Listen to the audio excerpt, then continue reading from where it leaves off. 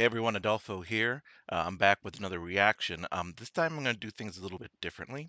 First of all, if you may have noticed, I moved from my normal spot over by my desk. I'm now closer to well, I'm on the couch and I'm closer to the TV because when I usually do these reactions, I do it at my desk with a small, 13-inch monitor, which is fine. But sometimes I just want to be able to see things on a regular TV, and I have a really nice TV that I spent a lot of money on, and I rarely get to use it, and I really should be using it for these reactions whenever I get a chance. Um, so just so you know what we're going to be doing today, this is what I'm calling a revisit. Now, with the revisit, it's I'm going to be watching movies I've already seen and reacting to them. And the purpose is to see, does it hold up, or does it get worse with age, or better with age, or do I notice anything new or different this time around? You're going to get my live reaction to those thoughts. So it's not I haven't seen this movie before. I definitely have seen this movie before, but I do want to just kind of make it a revisit of a reaction, revisit of a reaction. I don't know, a reaction where I revisit the film. Anyway, so for this revisit, we're going to be watching Harry Potter and the Deathly Hallows Part 2. Now, the reason is because of the recent release of Fantastic Beasts and Where to Find Them. I think it's called The Secrets of Dumbledore. Um, it's we're just trying to be talk. I'm just trying to be topical with that so that tie into some the recent release. Now, before we get into the film, I do want to just come out here and recognize, yes, J.K. Rowling is kind of a piece of trash in regards to her views on trans issues and trans rights. So I know we're still going to watch this movie because I still enjoy this film. I don't support anything that J.K. Rowling says, but we are going to review this film today. So as for my history with Harry Potter, um, I came so I was about 20 years old whenever I first kind of encountered Harry Potter. That's whenever they were in book form. The movie had not yet come out, and my little sister at the time, was reading them, and she let me borrow them, and I kind of tore through the first couple books before the first movie came out, and I became a fan. So I've watched all the Harry Potter movies. I've seen several times. Probably seen the first one the most, not because it's not because it's the best one, but just because it's the first one, and you just kind of tend to watch the first one of any series the most. So I haven't seen Deathly Hallows Part 2 in a while, so I'm going to be interesting to see how it holds up. As for the Fantastic Beasts films, I'm gonna maybe try and see the Secrets of Dumbledore at some point, but I'm not really gonna run to the theater because I think those series of movies, the first one and the second one, the first one is Fantastic Beasts and Where to Find Them, and the second one is the Crimes of Grindelwald, right? That's what it's called. Yeah, so the first one it's fine. It's fine. Actually, my favorite character in the whole series, whose name is escaping me, is the Muggle, who kind of joins them for the whole adventure. He's the best part. Everyone else is eh. And the second one was bad. It was not a very good film. So you got a decent movie and a movie. So that's why I'm not really excited about this third film. One thing we have definitely noticed is that while J.K. Rowling had a big story planned out, for the first 7 books and 8 movies, that worked together, and she looks, and it was very well put together. She's shown that since then. I don't think she can replicate that in the fantasy series. I haven't read her other work, and I don't really want to, and I'm not going to, but I'm talking about specifically within the Harry Potter universe, because I don't know if you've ever read Harry Potter and the Cursed Child, but it is terrible. It reads like fan fiction of her own work. It's awful. You should avoid it at all costs. And then the Fantastic Beasts movies are fine, but it kind of proves she's not really a screenwriter. All right, so that's my little review of the J.K. Rowling universe and Harry Potter movies. So we're going to go right into Harry Potter and Deathly Hallows Part 2. Again, I have seen this film. It's been a while since I've seen it, so you're watching my reaction to that, to me revisiting this film. So here is the revisit of Harry Potter and the Deathly Hallows Part 2.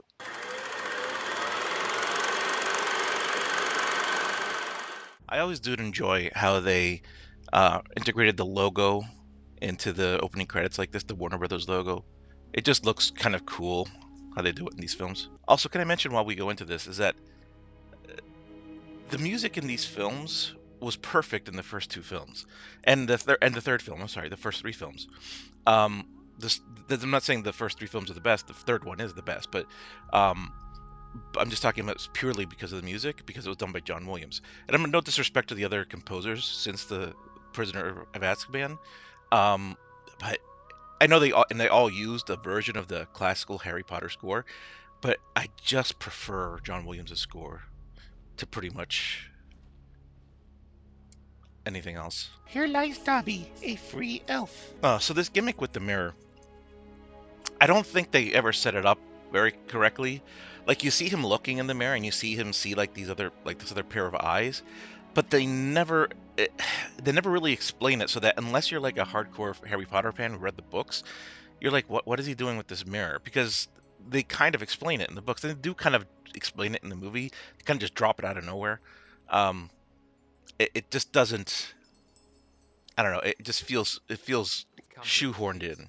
Oh, Luna, tragically underused character. So we've got Warwick Davis here as Griphook the Goblin. You know what I found out recently about Warwick Davis? He was only like 17 or 18 years old when he made Willow. I think he was 18 when Willow was released, so he may have been 17 while he filmed Willow. I'm not sure, but um, which is funny because he's portrayed as this adult in the film who's married, and he's taking care of a kid.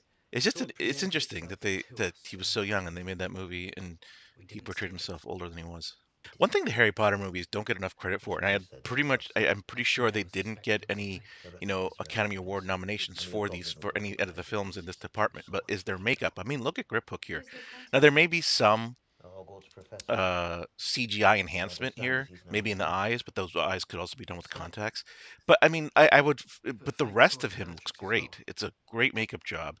And I would imagine maybe even the teeth are probably CGI'd because I think it would be hard for an actor to talk with like fake teeth like that.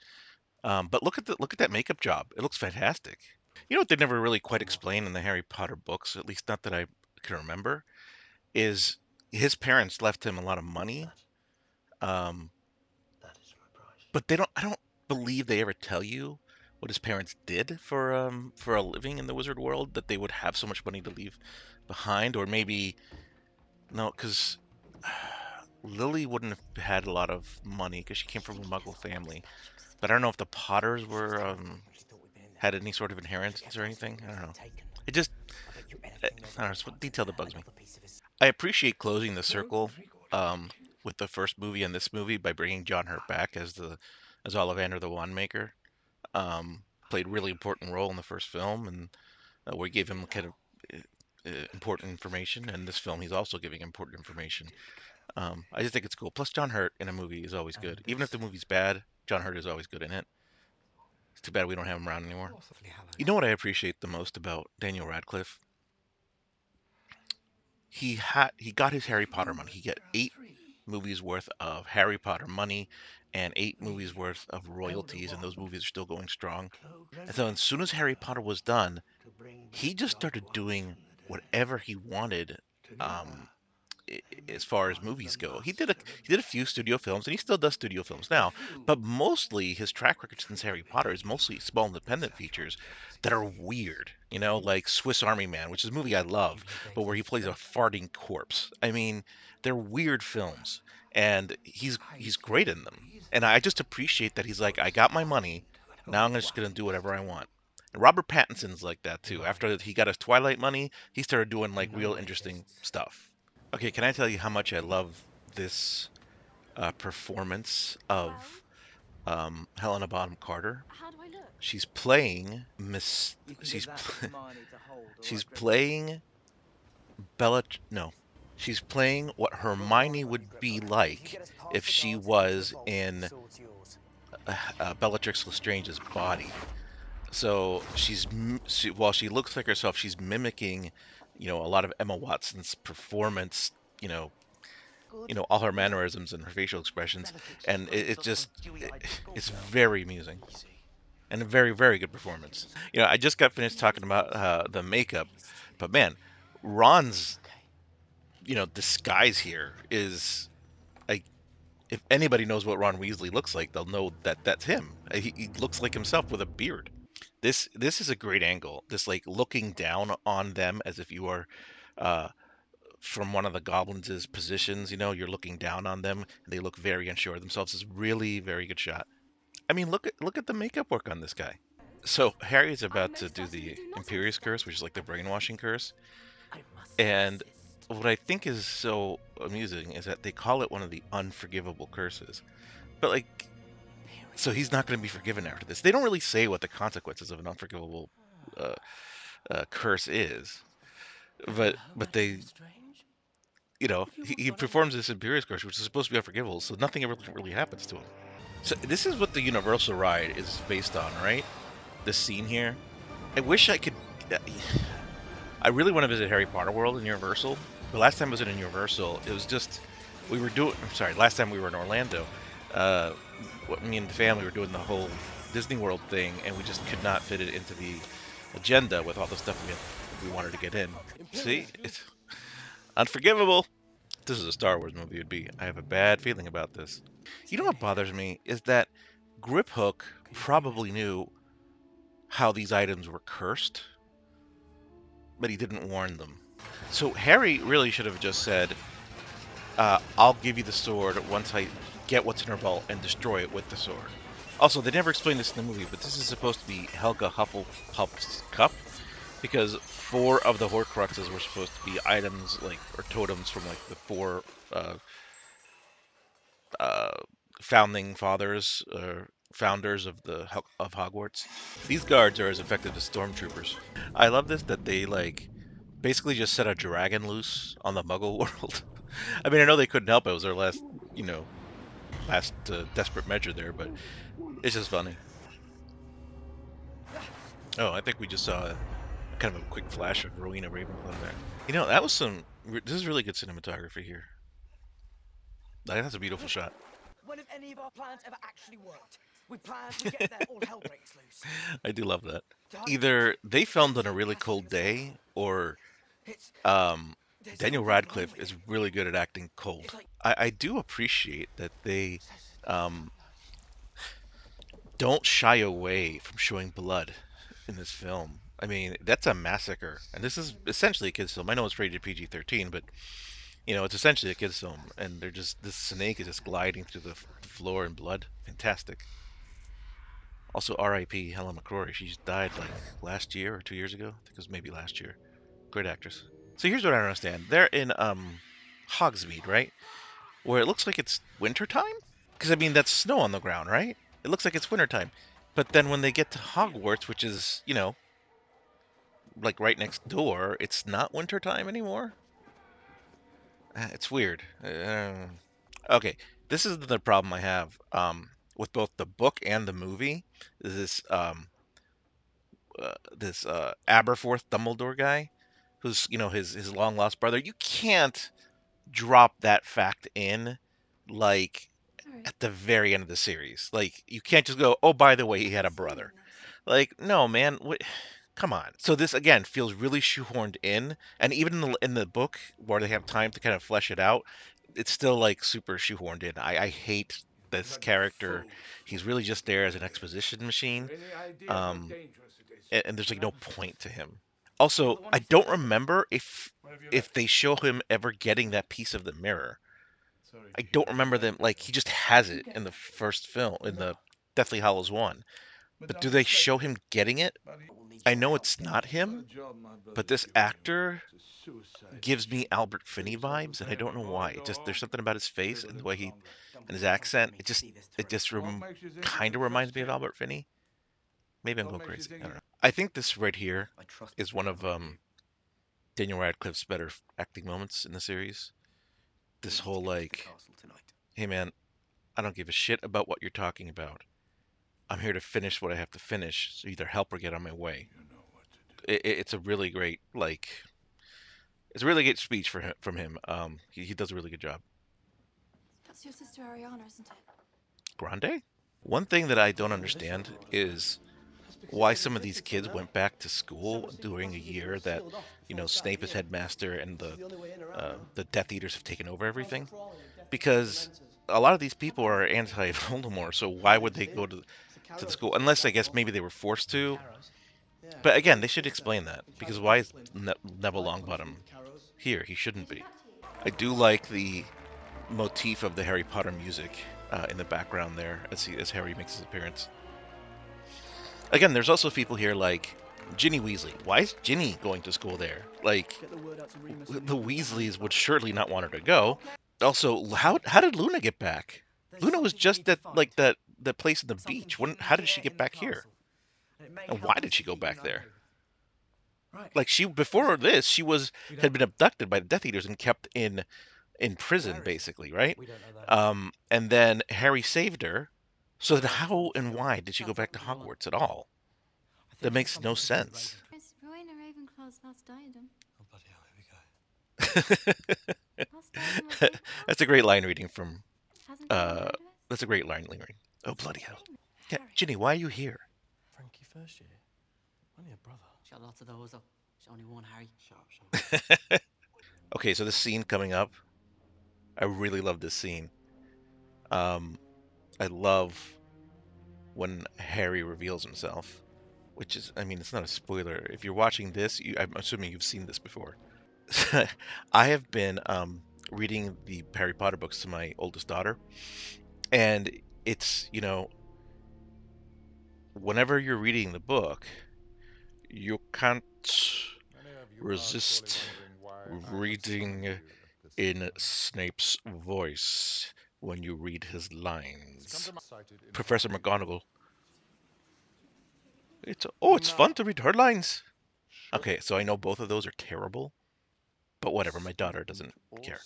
I do love how these movies are basically just filled with every British actor imaginable. I think Liam Neeson's the only one that never showed up in these movies. It seems, despite your exhaustive defensive strategies, you still have a bit of a security problem, Headmaster.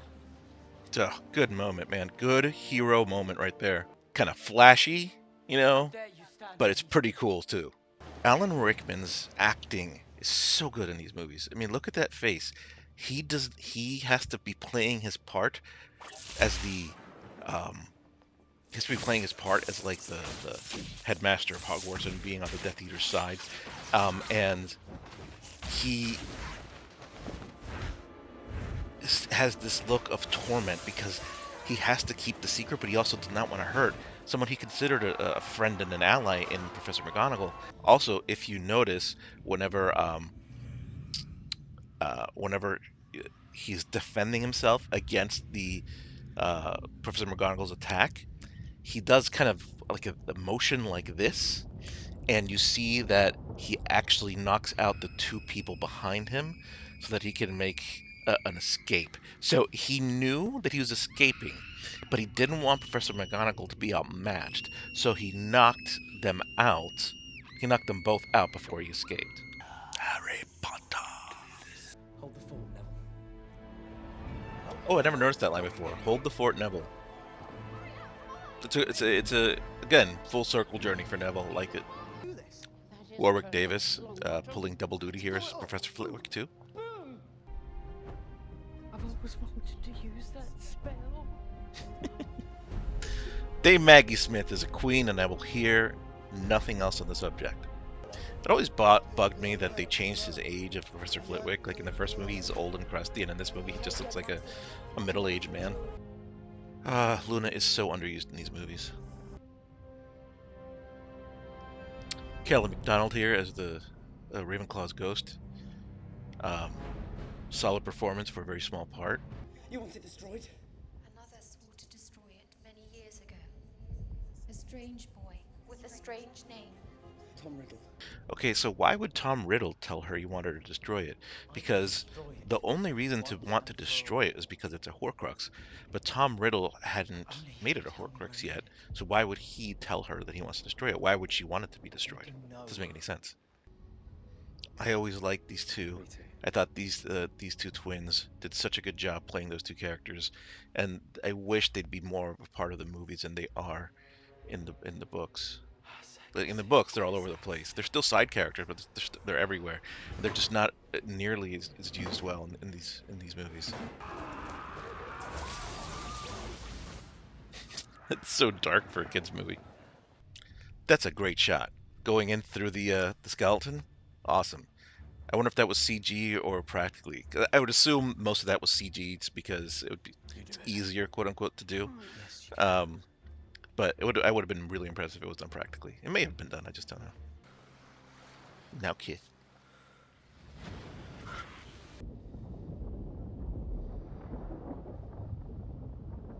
Great shot.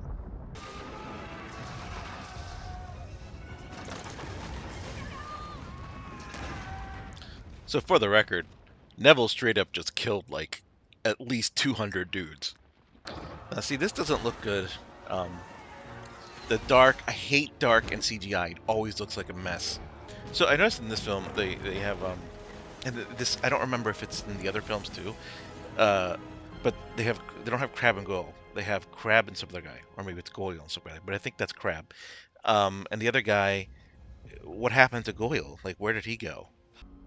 Wait, why is Draco going to the room of requirement? What's he doing there? I don't think he cares about protecting the diadem, does he? I don't remember why he's going there. I do appreciate that he has kind of like a spidey sense for them. It's a good cinematic way to like not have to sit and explain things to the audience. Like you can just, you know, intuit what it is that he's doing. I'd like it back. Oh, he wants his What's wand. wrong with the one you have? No, I But mean, okay, so he wants his wand back, but how did he know he's what going did to he the tell room you? of requirement? That's kind of a plot hole there. What is a numpty? Okay, so you know if you do like Wingardium Leviosa, you can just fly up, right? Like why are you climbing? This is what's sometimes wrong with magic in movies is that like you know they have a spell for something and then you don't see them do it later. It's just kind of like,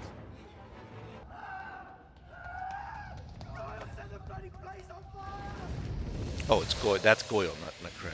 Okay. Oh, that's convenient.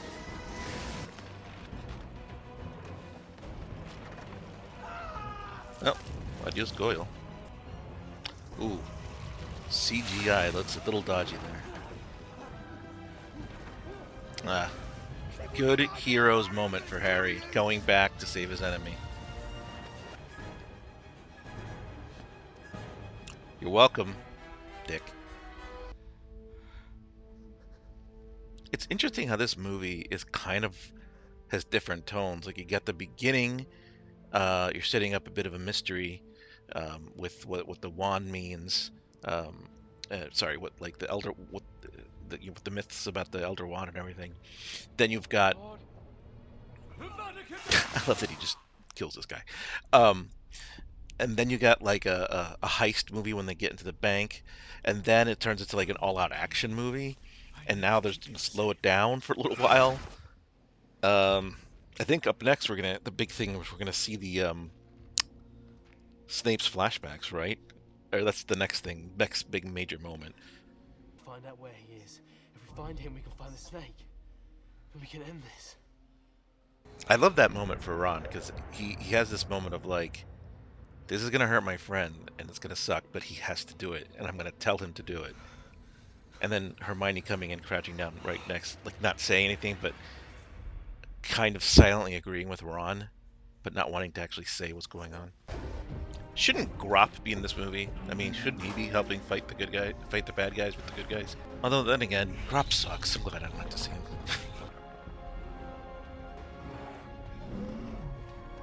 So that was Ron's first girlfriend, right? Lavender, something Lavender Brown, who died there, and oh, see, here's where Aberforth like he redeems himself from his earlier scene. He's only had one scene in the entire series, and now he's already got a redemption. That's what I don't like about this character being added so late in the game. Wait a minute. Snape killed Dumbledore, but Draco disarmed him. So it should belong to Draco. My lord. Ooh, I don't remember it being that vicious, where he sliced his throat. Again, super dark for a kid's movie. I love it though. Is that how it worked? Does Draco have the wand?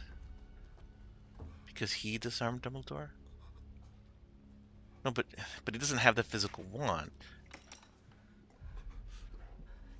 Voldemort has the physical wand, but really that wand belongs to Draco because he disarmed Dumbledore, I think. Right? Yeah. This is a great scene, even though that tear is super fake. Is a great acting moment between the two of them. It's a good death scene. It sucks we don't have Alan Rickman anymore. And now it's time for the Snape backstory. I do love the overlapping dialogue and sound effects and stuff from the other movies playing into this flashback. It's really well done. He looks like Adam Driver there for some reason. Die at the proper moment. At the proper moment. I haven't said anything in a while because I got wrapped up in it. I do love this moment here, this scene here, because it gives Harry a really good hero's moment, walking into what he knows will be his death. He is self-sacrificing here. He knows what's about to happen to him, and he's scared, but he bravely goes on anyway. It's a good hero's moment. I love seeing hero's moments in movies. Probably my favorite hero's moment is in Return of the Jedi when Luke, after defeating Vader, Vader's on the ground, he's wheezing. Luke sees that he's chopped his arm off, just like Vader chopped his arm off, and he starts to realize the similarities between themselves. And then he looks at his arm, and he looks at Vader, and he doesn't want to take that same path. And instead of killing him like the Emperor's like pushing him to do, he drops his lightsaber, and he goes, "No, Your Majesty, you failed. I am a Jedi, like my father before me." Oh, great hero's moment. I always think the Resurrection Stone looks like a D&D dice. Or die. A D&D die. Kind of irresponsible to just leave that laying around. Doing here? Quiet. I forgot about Hagrid. He has like no role in this film. I don't remember if he has a role in the book either, in this part of the movie. In this part of the book or movie. I feel like Voldemort should still know that something's up. Like he shouldn't have expected Harry to go down so quickly. Oh, okay, that's bright. I love the sound design in this because Professor, what is that? essentially there is no sound design. It's just the dialogue of two actors. I mean, there's maybe some like an ambient like white noise in there, but that I'm not detecting. But it's because this is supposed to be like in heaven or like purgatory or whatever you want to call it. That I just like that there's no sound at all. It's cool.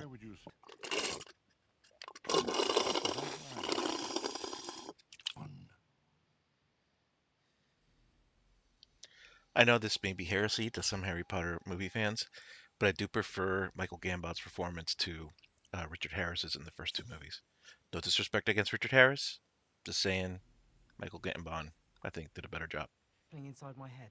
Of course it's happening inside your head, Harry. Why should that mean that it's not real? Whoa, trippy man.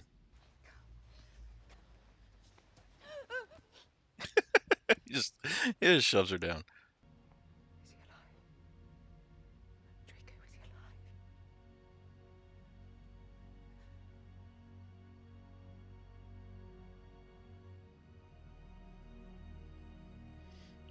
alive? I love this. That's beautiful. That's a beautiful piece of acting there. That's a little nice piece of sound design too. That little tingling sound, so that you know. So if you're in the know, you know that the sword just popped up in there. I love that Neville gets his little hero's moment too here. Boy, that looks really green screen, doesn't it? I don't know why I thought that was so funny.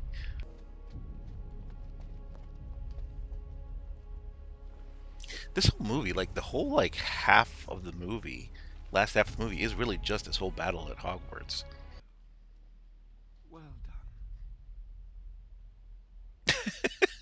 I love this awkward hug. It's hilarious. They didn't die in vain. I don't think Voldemort's just sitting here, like, listening to this. He's like, yeah, go ahead and make your speech.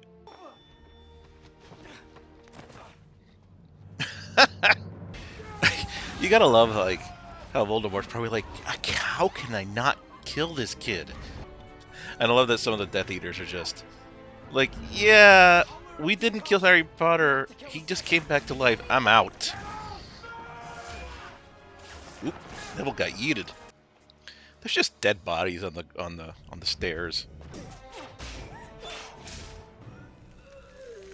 This is kind of a creepy spell. Like, what was that? What did she do? Also, I do have to say that I feel Neville should have been that one that kills Bellatrix from like a poetic story perspective, because Bellatrix killed his parents, right? Or crucified, no, not crucified. He had put him in the Cruciatus curse, where he tortured them. She tortured them. Oh, yeah, that's upsetting. I love that this shot is like just the cinematography in this battle here. Not the CGI stuff earlier, but this stuff right here is really good. It's really nice. Just looks really crisp to me. Whoop! Badass, man. Like, that's a great shot right there. Perfect, beautiful.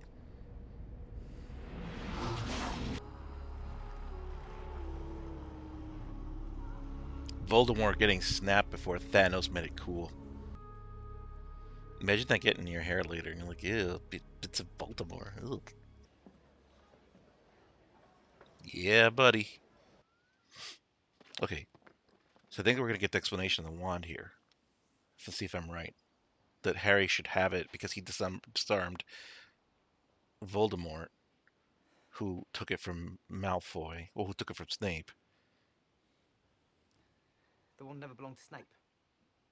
It was Draco who disarmed Dumbledore that night in the Yeah, estate. that's it. I was right. From that moment on, the wand answered him. Until the other night when I disarmed Draco at Malfoy Manor. So that means Oh, I don't remember that. it's mine. I hate this. I don't. Does he do this in the book? Because look, I get the whole thing of like, oh, no one should have like that kind of power, blah blah blah. But I mean, Dumbledore had it, for that long, and he did nothing bad with it. Like it could be Harry could trust himself to have it in his possession. That's just dumb. Also, I'm gonna say that this scene that comes up after this, like the encore or the epilogue, whatever you want to call it, it's totally unnecessary. I kind of hate it. And this should be the final scene. This is what I would have ended it with if Warner Brothers gave me like $300 million to make this picture. Um, I would have ended it with this scene because it would be a perfect way to end. But like I don't like that tacked on epilogue, and I know it's in the book. I don't like it in the book either. Like, look at this. This is the perfect way to end, man. Come on.